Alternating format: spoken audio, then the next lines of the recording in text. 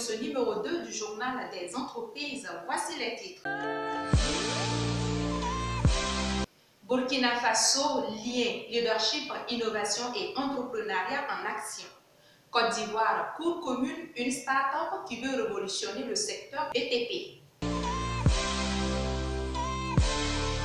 Créé il y a de cela 3 ans, exactement le 16 juillet 2016 à Bobo-Dioulasso, lien qui signifie leadership, innovation et entrepreneuriat est un regroupement de 52 entreprises dont les leaders ont jugé nécessaire d'unir leurs forces pour contribuer au développement économique et social du Burkina Faso. Bien, comme je l'ai dit d'entrée de jeu, c'est effectivement ces 52 chefs d'entreprise qui ont mis ensemble des valeurs, qui ont mis ensemble le sens d'écoute et qui aujourd'hui se veut une association, une force de proposition pour la gouvernance, l'entraide déjà entre ses membres et puis aussi des valeurs de partage de bonnes expériences et aujourd'hui créer de la valeur ajoutée dans nos entreprises et aussi développer l'employabilité des jeunes, ce qui est une nécessité pour le Burkina Faso. On a réussi à mettre en place déjà notre siège que nous avons inauguré il y a à peine un mois en présence du président de l'Assemblée nationale et des autorités du Burkina. Et ce siège qui est situé sur l'avenue Norman Kadhafi est un lieu pour nous de rencontre. Et une association qui a à peine 3 ans d'existence à un siège au Burkina, cela signifie quelque part que nous sommes une association extrêmement sérieuse. Nous faisons partie de la Chambre de commerce, donc nous partageons aussi les valeurs de la Chambre de commerce. Et pour justement revenir à votre question sur tout ce qui est entrepris pour promouvoir l'employabilité des jeunes et aussi donner le goût de l'entrepreneuriat aux jeunes, nous avons mis en place un programme Start-up avec un incubateur qui est dirigé par un membre de notre association qui déjà travaille à donner le goût de l'entrepreneuriat aux femmes, surtout aux gens. Et aussi, nous faisons des tournées. Moi, personnellement, je suis passé dans plusieurs universités, que ce soit à IAM, à l'université de Ouagadougou, à l'ISI. Effectivement, nous discutons avec les jeunes sur les difficultés liées à l'entrepreneuriat, liées à l'accès au financement et liées à la formation. Et cela nous permet effectivement de mettre en place des cercles de réflexion où les jeunes savent que l'entrepreneuriat est difficile et que effectivement c'est un domaine dans lequel quand on vient, on doit être rigoureux, sérieux et travailleur. Et je crois qu'avec toutes ces valeurs-là et avec aussi l'appui de toutes les structures qui existent au Burkina, comme effectivement le patronat, la Chambre de commerce, le ministère du Commerce, je crois qu'on arrivera, nous, en tant que jeunes leaders, à booster cette jeunesse-là vers l'entrepreneuriat qui est vraiment le secteur porteur, parce que l'économie du Burkina aujourd'hui est portée par le secteur privé. La maison de l'entreprise a pour coutume de former les nouveaux entrepreneurs sur la gestion de la nouvelle entreprise. Notre équipe a participé à cette première formation de l'année 2019. Compte rendu Didier Daou. C'est à 9 h qu'a débuté la formation dans la salle de conférence de la maison de l'entreprise. Les participants sont des jeunes entrepreneurs qui viennent de créer leur business. L'objectif de cette formation est de donner à ces jeunes les rudiments nécessaires afin qu'ils puissent bien gérer leurs entreprises. Bon, il faut dire que cette formation vise à renforcer les capacités de tous nouveaux créateurs d'entreprises et afin justement de les sensibiliser sur les b.a.-ba de la gestion de nouvelles entreprises. Pendant 4 heures de temps, la formation était axée sur plusieurs modules. Au-delà de l'objectif premier de ce séminaire, il s'agissait pour la maison de l'entreprise de sensibiliser ces jeunes afin qu'ils puissent tirer meilleur profit de leurs entreprises. Il s'agit justement d'abord, dans un premier temps, de les sensibiliser sur comment gérer l'entreprise avec la famille et comment ils peuvent gérer leur processus d'approvisionnement, comment faire le marketing de leur entreprise, comment ils vont pouvoir gérer les stocks, comment faire la comptabilité, faire les calculs de coûts, faire des planifications financières et éventuellement comment ils peuvent justement gérer les ressources humaines au niveau de leur entreprise. Pour les participants, cette formation était tant attendue pour eux qui viennent d'entrer dans le domaine de l'entrepreneuriat car ils disposent désormais de connaissances en matière de gestion des entreprises. Cette session de formation est la première de l'année et est organisée chaque 2 semaines.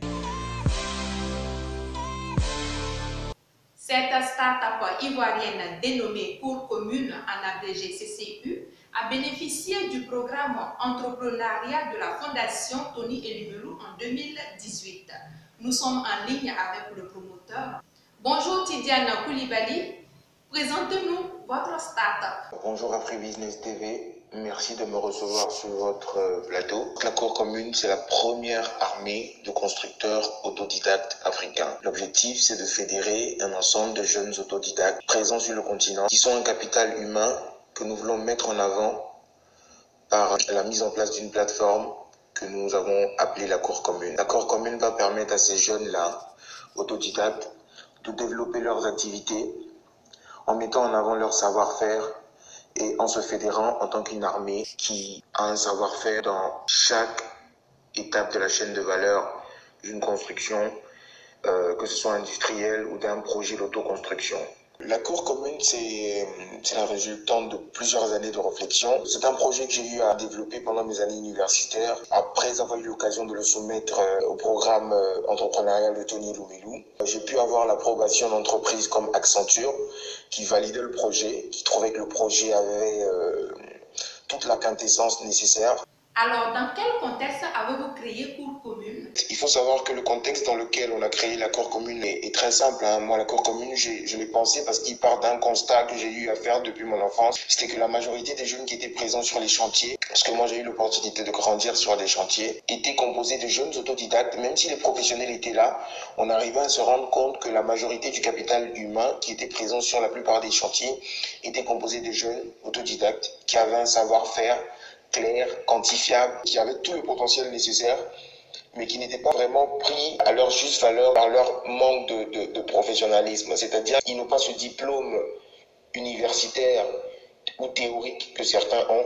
Du coup, sur le marché de l'emploi, c'était comme s'ils baissaient un peu au niveau de la valeur. Dites-nous comment vous pensez que votre start-up peut changer la vie des populations. La Cour commune va vraiment apporter une nouvelle alternative. C'est-à-dire que nous n'allons pas forcément changer la vie des populations, mais nous allons améliorer la vie du citoyen moyen. Et cela va se faire sur deux phases.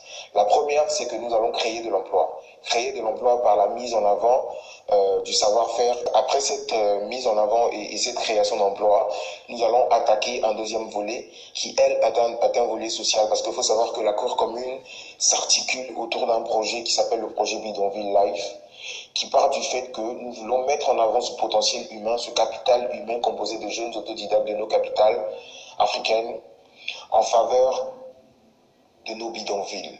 En 15 peut-être par semaine ou en 15 par mois, s'attaque par exemple à une zone défavorisée, une commune où les populations ne vivent pas forcément dans les meilleures conditions et décide de pouvoir en une journée ou peut-être sur 2 jours travailler de fond en comble pour pouvoir ne serait-ce qu'améliorer le cadre de vie de ces populations-là. Et c'est pour ça que nous voulons par ricochet aussi appeler l'ensemble des entreprises africaines qui exercent dans le domaine de la construction, qui exercent dans le domaine du bâtiment ou du BTP à rejoindre et à plébisciter cette plateforme-là, qui sera pour eux une banque de main-d'œuvre parce qu'ils auront toute la main-d'œuvre dont ils auront besoin. En un point, ils pourront vraiment venir se servir comme ils veulent.